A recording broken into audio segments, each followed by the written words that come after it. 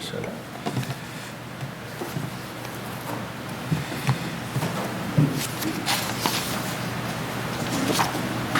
오늘은 말씀 주제를 하나님을 신뢰하는 삶이 승리를 만든다는 그런 주제로 말씀을 드리고자 합니다. 다른 말로 말하면 하나님을 신뢰하는 삶이 아름다운 간증을 만들어간다는 그런 주제로 오늘 말씀을 드리고자 합니다. 제가 어제 전국 자매 수양회를 언제나 부안에서 했었어요. 그래서 주변에서 저 강원도라든지 서울 쪽에서 내려오는 분들이 너무 내려와서 부안까지 들어가면 너무 멀다고, 또 다른 쪽에서 오는 분들도 너무 멀다고 그런 이야기들이 나와서 어제 하구 쪽에 스테이 호텔이죠. 그 호텔에 어제 갔었습니다. 가서 거기 가기 전에 장항에 가서 식사를 했는데요. 제가 참 장항과 강주가 동시에 똑같이 읍으로 승격을 했는데, 강주는 지금은 거짐 한 200만 되지요? 148만? 그러면 150만. 내가 그때 학교 다닐 때만 지금 150만 명. 그런데 장항은 지금 얼마나 될까요? 참 그거를 보면서 너무나 차이가 나는 것을 보면서 우리의 신앙도 똑같이 주님을 영접했는데, 어떤 형제는 참 말씀 안에서 성장해서 이렇게 아름다운 간증을 남기는 분이 있는가 하면, 어떤 분은 모임 생활도 안 해버리고 또 모임 생활 해도 그렇게 하는 것들을 보면서 어제 강주와 장항을 비교해 보면서 참 여러 가지를 생각해 보았어요. 저는 오늘 예배 때 어제 저는 언제나 예배를 준비하면서 참 뒷글로 털을 삶고 하루살이에게라도, 개정에서는 무너질 자 그렇게 나오는데 그 표준 성경에서는 눌러 죽을 자로 나오죠. 참 이 기절을 보면서 그 욥기 4장 19절에서 참 뒷글로 털을 삶고 하루살이에게라도 눌러 죽을 자라고 우리 인간을 이렇게 묘사하고 있습니다. 참 뒷글로 털을 삶고 하루살이에게라도 눌러 죽을 자라고, 인간이 얼마나 연약한 존재가 인간인지를 우리에게 보여주고 있지요. 뒷글로 털을 삶고라는 말은 사람이 흙으로 지음을 받은 존재라는 뜻이라는 것을 다 잘 알고 있을 것입니다. 하나님께서는 아담을 흙으로 지으셨고 사람의 육체는 흙으로 왔고 결국 우리는 흙으로 돌아가지요. 즉 인간은 영원한 존재가 아니라 정말 매우 연약하다는 존재입니다. 하루살이에게라도 눌러 죽을 자, 하루살이가 얼마나 적습니까? 그 하루살이가 어떤 거냐면, 하루살이라는 벌레는 아라비아에 있는 곤충을 말하는데 물속에 있는 알을 낳는다고 해요. 그런데 사람이 모르고 그 물을 마시면 어떻게 되겠습니까? 이처럼 인간은 작은 벌레나 세균 때문에 죽을 수밖에 없는 연약한 존재이지요. 우리가 코로나 왔을 때도 우리 눈에 보이지 않는 조그마한 바이러스 하나가 들어옴으로 인해서 생명을 앗아가고, 제가 그때 의료선교 갔다 와서 코로나에 걸렸습니다. 제발 제 아내는 안 걸리기를 바랐는데 또 아내까지 옮겼을 때 정말 우리 자녀들에게 미안하더라고. 그런데 나는 그 후유증으로 지금 냄새를 맡지 못합니다. 이만한 조그마한 바이러스 하나가 들어와서 나를 지금까지 냄새를 맡지 못하게 만들고 있어요. 우리는 그렇게 연약한 존재가 바로 우리라는 거, 인간이라는 것이죠. 사람은 자신의 힘을 자랑할 존재가 아니지요. 우리의 생명과 호흡은 하나님께 달려있는 것이죠. 그러므로 하나님을 의지하며 신뢰하면서 겸손하게 살아야 하는 것이죠. 우리가 얼마나 연약한지. 제가 우리 용대 형제님도 맨발 벗기해서 하루하고 효과를 보았다고 했는데 저는 효과를 많이 본 것 같아서 저는 좀 지나칠 정도로 합니다. 가면요, 비사불 아파트 야산에 가면 그냥 걸어다니면 모기가 얼마나 달라든지 몰라요. 그냥 있으면 막 갖다 쏩니다. 그런데 편백나무로 부채를 양쪽에서 딱 잘 만들어 놨어요, 제가. 그래서 이거를 붙이면서 다니면 그 향냄새가 나고 바람을 일으키기 때문에 모기들이 왔다가는 작살나는 거지요, 나한테. 이렇게. 그래서 모기가 오지 못합니다. 저는 거기서 교훈을 얻어요. 내가 가만히 있으면 모기가 달라드는데 우리도 어떻게 합니까? 우리가 가만히 있고 깨끗한 생각을 가지 않고 깨끗한 행동을 하지 않고 거룩한 삶을 살지 않을 때, 우리가 누군가를 미워할 때, 내 마음에 하나님이 기뻐하지 않는 그런 삶을 살 때, 그때 땀 냄새를 맡고 모기가 달라들지, 마귀가 연속 달라들지요. 그래서 우리는 내가 모기를 쫓기 위해서 이렇게 붙이듯이 우리는 마귀가 달라지지 못하도록 매일 기도하면서 말씀을 묵상하는 것이죠. 그래서 저는 매일 걸으면서 그런 생각을 합니다. 참, 우리 주님께서 나를 어떻게 사랑했는가, 나 같은 이런 자를 위해서 어떻게 사랑했는가를 생각하면 여러 가지 생각들이 들어죠. 그래서 걸으면서 그래, 내 남은 여생을 그래도 사랑하고 그래도 이해하고 그래도 용서하고 그래도 품는 그런 삶을 살다가 가는 인생이 되자, 그렇게 다짐하고 다짐하지만 사람인지라 또 이렇게 하면 확 올라오지요. 그렇게까지 연약한 게 우리 인생이라는 거예요. 그래서 성경 욥기 4장 19절에도 티끌로 털을 삼고 하루살이에게라도 눌러 죽을 자가 바로 우리 인간이라는 것이죠. 그래서 우리 인간은 아무것도 할 수 없습니다. 하나님이 지켜줘야만이 할 수 있는 것이죠. 티끌 위에 집을 짓고 한 주먹으로 왔다가 한 주먹으로 돌아가는 인생, 이것이 우리의 길입니다.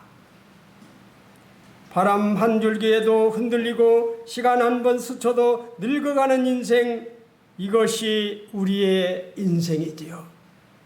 강하다 자랑하지만 숨결 하나도 스스로 지키지 못하는 인생, 바로 이것이 우리의 인생이라는 거예요. 제가 이제 이 글을 읽으면서 바로 우리 인생이라는 건 바로 이렇다. 우리 임재 형제님도 오늘 예배 드릴 때 말했지만, 우리의 연수는 70이요 간건하면 80이라도 우리의 연수의 잔흥은 수고와 술뿐뿐이요 뭐라고요? 신속히 날아가나이다. 저 한 1, 2년 전만 해도 이거 못 느꼈어요. 신속히 날아가나이다. 정말 세월이 신속히 날아가는 것을 보게 됩니다. 말씀 보기 전에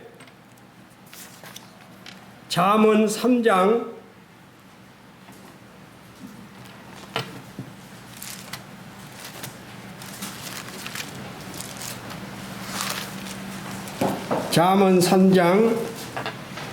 5절 6절을 성도님들이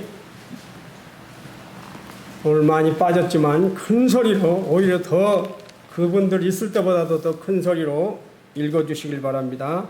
3장 5절 6절입니다. 시작. 너는 마음을 다하여 여호와를 신뢰하고 내 용서를 의지하지 말라. 너는 범사의 길을 인정하라. 위하여 내 길을 수고하시리라. 성도님들, 신앙생활이 무엇이지요? 신앙생활은 하나님 말씀을 믿는 것에서부터 시작이 되는 것이죠. 신앙생활은 하나님 말씀을 믿는 것에서부터 시작이 됩니다. 신앙생활은 순간의 믿음이 아니라 끝까지 하나님을 신뢰하는 믿음이지요.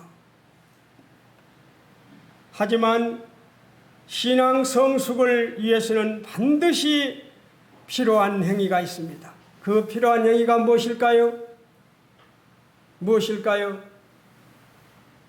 신앙 성숙을 위해서는 반드시 순종이라는 행위가 있어야 하는 것이죠. 말씀에 믿음에 순종이 함께할 때, 믿음과 순종이 함께할 때 비로소 우리의 신앙은 온전해지면서 우리가 간증 있게 살아갈 수 있는 것이죠. 바로 너는 마음을 다하여 여호와를 신뢰하고 내 명체를 의지하지 말라고 말하고 있습니다. 바로 우리가 하나님을 신뢰할 때만이 승리의 삶을 살 수가 있는 것이고, 우리가 하나님을 신뢰하는 삶을 살 때만이 우리가 이 땅을 떠날 때 아름다운 간증을 남기고 갈 수 있는 것이죠. 이 잠언 3장 5절 6절에서 보면 여호와를 신뢰하고 내 명체를 의지하지 말라고 합니다. 근데 사람들은 많이 자기의 명체를 의지하고 살려고 하지요. 그래서 많은 사람들이 많이 공부를 하고 많이 배우려고 합니다. 하나님께서 주시는 지혜만이 안전한 것이라는 사실을 우리는 알아야 합니다. 하나님께서 주시는 지혜만이 안전한 것이라는 것. 사람이 하나님을 떠나 참 죄를 얻는다는 것은 도저히 불가능하다는 사실을 우리 믿는 성도들은 이 사실을 믿고 살아가야 하는 것이죠.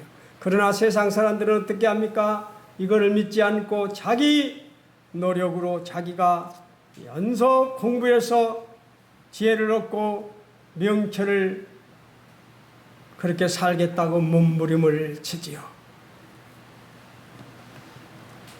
여기 3장에서 이 말씀 저자는 본절을 통해서 전적으로 하나님을 신뢰하고 의지하는 것만이 안전한 지혜를 얻는 방법이라는 사실을 우리에게 말씀하고 있습니다. 인간이 자기 자신의 명체를 의지하는 것은 잘못된 행실이라는 사실을 성경을 통해서 연속 경고를 하고 있어요. 인간이 자기 자신의 명체를 의지할 때, 인간이 자기 자신의 지식을 의지할 때 어떻게 되는가요? 교만하게 되는 것이지요. 이 교만한 태도에 대해서도 성경에서는 분명히 말하고 있습니다. 이 길이 바로 패망의 길이라고, 패망의 길일 수밖에 없다는 것을 자주 이 성경에서는 강조를 하고 있어요. 여호와를 신뢰하고라는 말은 우리 삶의 모든 영역을 온전히 여호와 하나님께 맡기라는 의미인 것이지요. 여기 본절 보면 잠언 1장 2절에서 보면 이는 지혜의 훈계를 알게 하며 명철의 말씀을 깨닫게 하며, 또 5절에 보면 지혜 있는 자는 듣고 학식이 더할 것이요 명철한 자는 지략을 얻을 것이라. 또 2절에 가면 2장 3절에서는 지식을 불러 구하여 명철을 얻으려고 소리를 높으며, 11절에 보면 근신이 너를 지키며 명철이 너를 보호하며. 이 명철이란 말이 4번이 나오지요. 본절의 명철은 지금까지 앞에서 금방 읽었던 그런 지혜와 덕목이 하나로 된 그런 명철과는 달리 여호와를 경외가 배제된 인위적인 교육이나 훈련을 통해 습득한 지식을 가리키는 건데, 이러한 지식은 인간을 교만케 하고 파멸케 한다는 것입니다. 그래서 여호와를 경외하지 않고 여호와를 배제한 그런 이적인 교육이나 훈련을 통해 습득한 지식은 교만해져서 패망할 수밖에 없다는 것을 이 저자는 분명히 말하고 있어요. 그리스도인의 승리는 자신의 힘이 아니라 하나님을 신뢰하고 그리스도를 따르는 믿음에서 온다는 점을 보여주고 있는 것입니다. 그리스도인의 승리란 어려움이 없는 삶이 아니라 어려움 가운데서도 하나님을 신뢰하는 삶이지요. 하나님은 분명히 기도하면 응답해 주시겠다고 하셨는데 아무리 기도해도 변화가 없을 때도 있지요. 오늘 또 제가 아침에 일어나서 우리 은준 형제 기도해 달라고 요청을 했습니다. 그러면서 연속 몇 번을 했어요. 짤막짤막하게 기도하면서. 또 여기 예배당에 형제님하고 같이 간단하게 기도를 했습니다. 왜 우리가 그렇게 기도를 하는 것입니까? 우리가 그렇게 간절한 마음으로 기도했을 때 하나님께서 그 응답을 들어주겠다고 했지요. 그래서 우리는 그 말씀을 신뢰하고 믿고 기도하는 것입니다. 그런데 때로는 그 기도가 더디되는 경우도 있지요. 또 분명히 치료해 주겠다고 하셨는데 전처럼 호전되지 않을 때도 있지요, 병이. 그럴 때 혹시 우리가 살아가면서 하나님이 계시지 않는 것은 아닐까 의심하지는 않습니까? 믿음의 조상 아브라함도 참 많은 고난을 겪었습니다. 가나안으로 향하기 전 하나님께서 큰 민족을 이루고 이름을 창대하게 해주겠다고 분명하게 약속을 했어요, 아브라함에게. 그런데 가나안에서 아브라함이 만난 것은 약속의 성취가 아니라 무엇이었습니까? 흉년이었어요. 가나안에 가서 약속의 성취가 아니라 흉년을 만났습니다. 흉년을 만났을 때 흉년을 피하기 위해서 애굽으로 내려갔다가 아내를 빼앗길 뻔했습니다. 아내를 빼앗길 뻔만 한 것이 아니라 자기도 목숨을 잃을 뻔했어요. 하나님이 다시 아브라함을 찾아와 사방의 땅을 보여주면서 그 땅을 너와 내 자손에게 줄 것이라고 말씀하시지. 내 자손이 땅의 들끓같이 많아질 것이라고 재차 약속하셨지만 그 엄청난 일은 시작될 기미조차 보이지 않았습니다. 성도진들 같으면 어떻게 하겠습니까? 약속해놓고 흉년 줬고 흉년을 피하러 갔다가 아내를 빼앗기고 자기 목숨까지 잃을 뻔했습니다.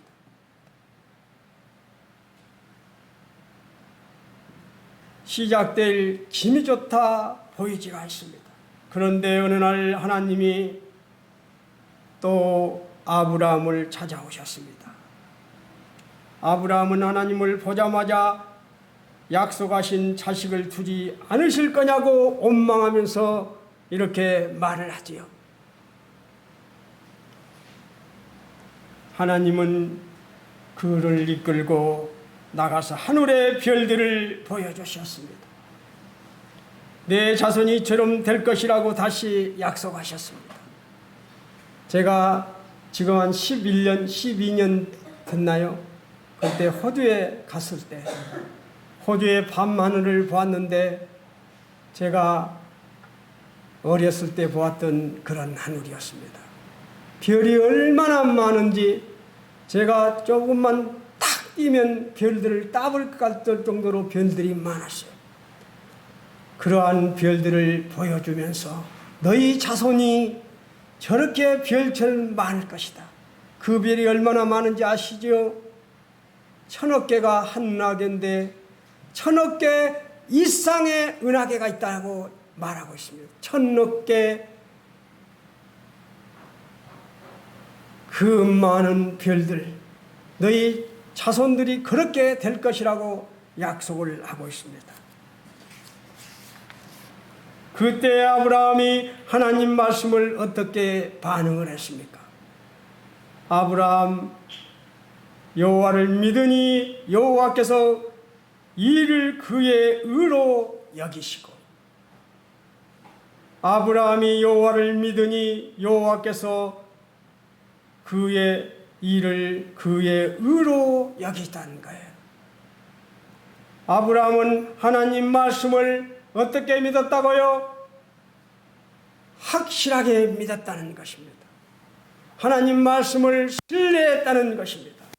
약속이 실현되리라 도저히 기대할 수 없는 상황이었지만 그 약속을 확실하게 믿었다는 것입니다.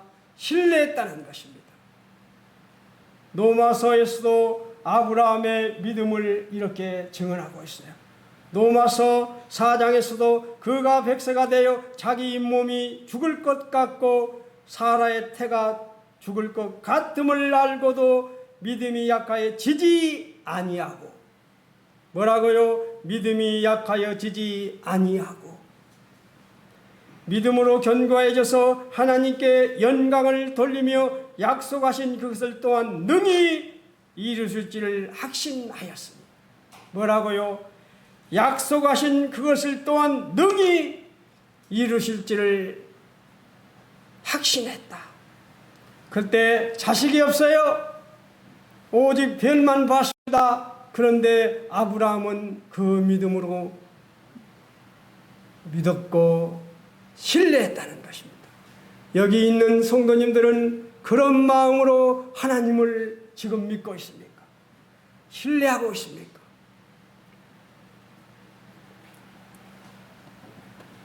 믿음은 상황이 아니라 하나님을 바라보는 것입니다. 믿음은 상황이 아니라 하나님을 바라보는 것입니다. 누구처럼? 아브라함처럼 하나님만을 바라보는 것이지요. 내 능력이 아니라 하나님의 능력을 바라보는 것입니다. 나는 알 수 없지만 나는 100세, 내 아내는 이미 여자의 그 아이를 낳을 수 없는 몸이지만 내 능력이 아니라 하나님의 능력이라면 내 아내가 아들을 낳을 거라는 그런 확신을 가졌다는 것입니다. 진정한 믿음은 자신이 아닌 하나님을 바라보는 것입니다. 상황이 아닌 그 상황을 주관하시는 하나님을 바라보는 것이지요.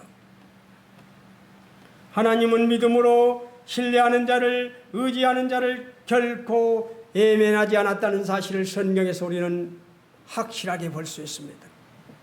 믿음은 상황을 보는 것이 아니라 하나님의 약속을 붙드는 것이고 신뢰하는 것이죠. 우리의 눈에는 길이 없어 보입니다. 그러나 하나님께서는 예비된 길을 만드시고 우리에게 보여주신다는 사실입니다. 그래서 우리가 그 믿음을 가지고 기도하는 것이지요. 지금 우리 예배당에 저는 매일 그 산속에 가서 기도할 때 이 예배당 우리 50평입니다. 우리가 나올 때 12가정 44명 그렇죠. 그래서 저는 3년이면 이 예배당 홀이 차게 달라고 기도했습니다. 이 3년이라는 것을 아십니까?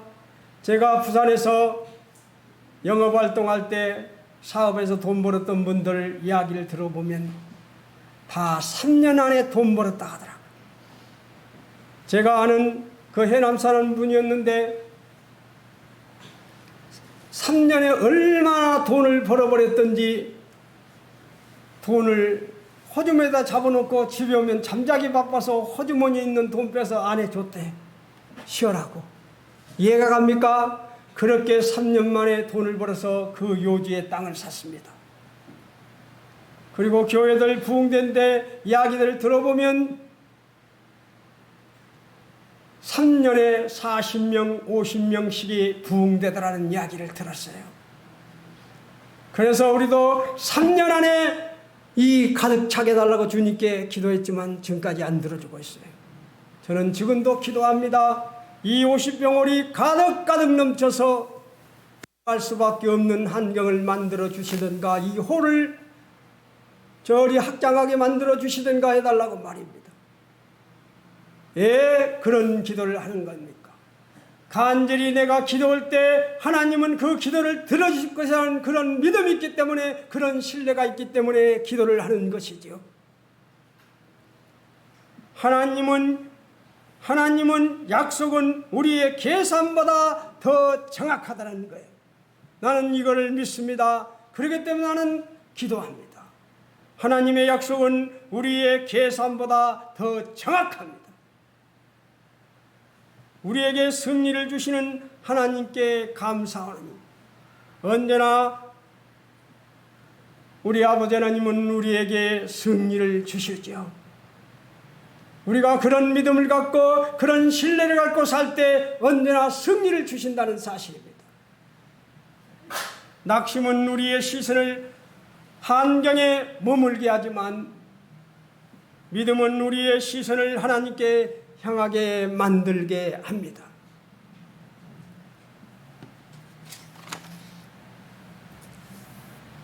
그리스도인의 승리의 삶은 자신의 능력으로 얻는 것이 절대 아니다는 거예요. 예수 그리스도를 믿고 신뢰하면 의지하면서 날마다 하나님과 동행하는 삶을 살 때 그때 그리스도의 삶이 승리의 삶으로 변화되고 우리의 간증이 하나하나 쌓아가다는 겁니다. 하나님과 동행하는 삶은 큰 일을 이루는 삶이기 전에 오늘 하루를 하나님께 맡기고 작은 순종이 이어가는 삶일 때 승리의 삶이 연결이 되는 것이죠. 70평생 살아오면서 주님이 얼마나 신실하신 분인지 나이가 들어갈수록 더 느끼지 않습니까? 그분은 우리를 다 보고 있다는 거예요. 내가 다 보고 있노라고. 그 말은 내가 너를 책임지겠다는 말이 것이시오. 너는 마음을 다하여 여호와를 신뢰하고 내 명체를 의지하지 말라. 신앙생활은 순간의 믿음이 아니라 끝까지 하나님을 신뢰하는 믿음인 것이죠. 믿음은 모든 것이 잘 될 때만 하나님을 의지하는 것이 아니라 앞이 보이지 않는 순간에도 하나님을 신뢰하면서 붙드는 것이죠. 이것이 참된 신앙인 것이죠. 성경에는 끝까지 하나님을 신뢰하며 승리하고 간증을 남긴 믿음의 선배들이 많이 있습니다. 한 몇 분만 내가 간단히 소개할게요. 우리가 잘 아는 아브라함은 하나님의 약속이 더디 이루어져도 어떻게 했습니까? 신뢰를 가지고 기다렸다는 것입니다.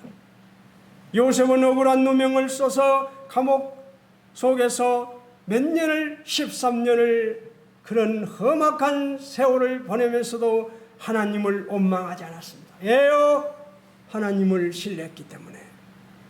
하나님이 어떻게 인도할 것 때문에 그는 자기가 꿈을 꾸면서 그는 분명히 하나님이 자기를 어떻게 인도해 줄 것을 믿었기 때문에 그는 억울한 누명과 감옥 생활 속에서도 하나님을 원망하지 않았습니다. 다윗은 장인어른 사울에게 쫓기는 긴 세월에도 하나님을 신뢰하며 의지했습니다. 몇 년이었습니다. 13년이었습니다. 그들의 공동체는 환경보다 하나님을 더 크게 신뢰했다는 것입니다. 하나님을 어떻게 끝까지 바라보았다는 것입니다.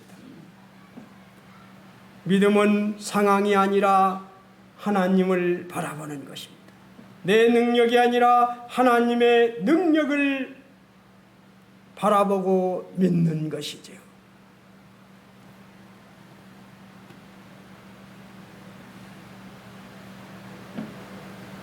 하나님을 신뢰하는 사람은 자신의 생각보다 하나님 말씀을 붙들더라는 거예요. 다 믿음의 선배들을 보면 하나님을 신뢰한 사람들은 자기네 생각보다 언제나 하나님 말씀을 붙잡고 살아가더라는 겁니다. 하나님을 신뢰하는 사람들은 언제나 기다릴 줄을 알더라는 거예요. 기다림은 아무것도 하지 않는 시간이 아니라 하나님께서 일하심을 믿는 시간이지요.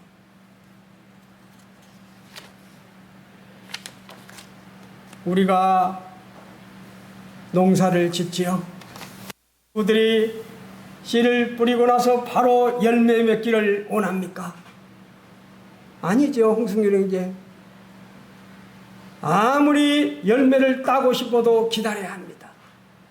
어떤 비들이 이른 비, 늦은 비가 오기를 기다려야 하고 햇빛이 잘 나기를 기다려야 합니다.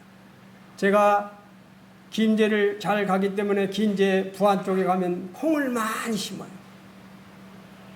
그런데 비가 많이 오면 어떻게 되는지 아십니까? 그 고랑에 비가 차버리면 그 콩잎들이 녹아버려요. 비가 너무 많이 와도 안 되지요. 적당히 와서 물이 빠져줘야만이 농사가 되는 것이죠. 그래서 비 또 햇빛을 기다리면서 농사를 지는 것이죠.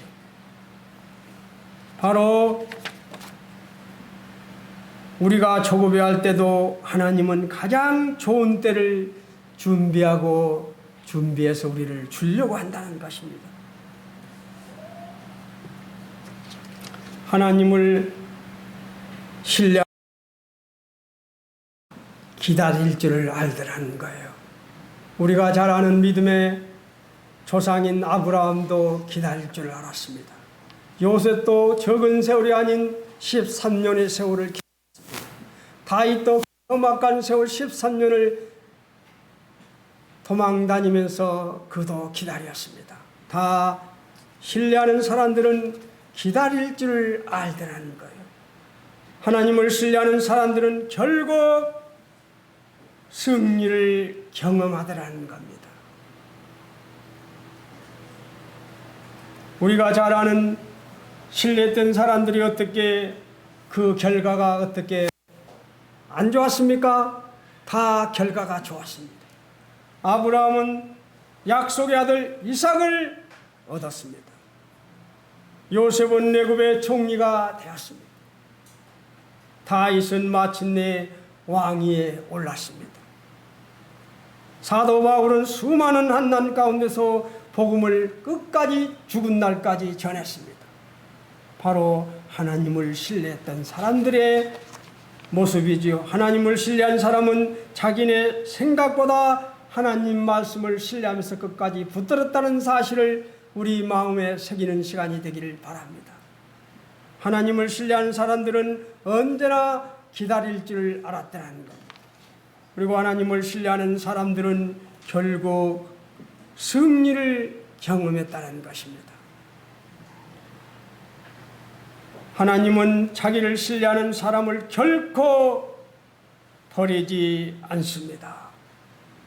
하나님은 믿음으로 말씀을 신뢰하고 의지하는 자를 결코 예면하지 않더라는 것입니다. 하나님의 약속은 우리의 계산보다 더 정확하다는 사실을 마음에 꼭 새기는 시간이 되시기를 바랍니다. 믿음의 시작도 중요하지만 끝까지 하나님을 신뢰하는 것이 더욱 중요하다는 사실입니다.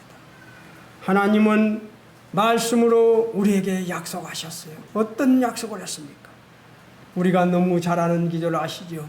이사야 41장 10절에 두려워하지 말라 내가 너와 함께 함이니라. 내가 너를 굳세게 하리라. 어떻게? 너를 도와주리라. 의로운 오른손으로 너를 붙들리라. 얼마나 감사합니까? 그리고 이사야 42장 6절에 뭐라 합니까? 나 여호와가 의로 너를 불렀은즉 내가 내 손을 잡아 너를 보호하겠다.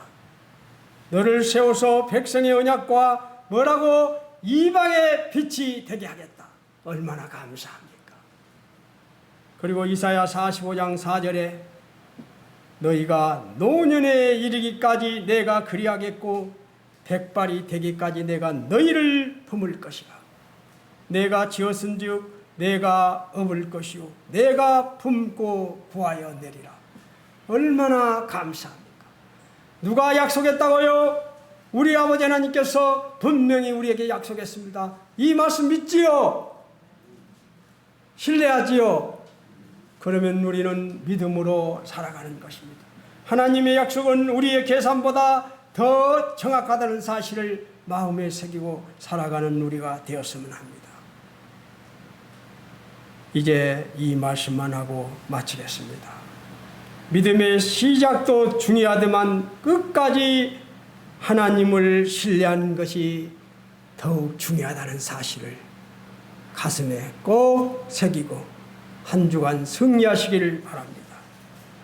하나님을 신뢰하는 것이 아름다운 간증을 만들어간다는 사실입니다.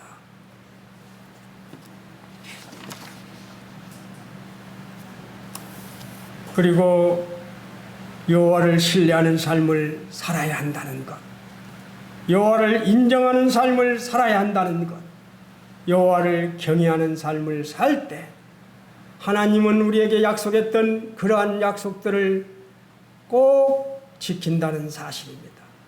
한 주간 성도님들 꼭 여호와를 신뢰하는 삶을, 여호와를 인정하는 삶을, 여호와를 경외하는 삶을 사시길 바랍니다.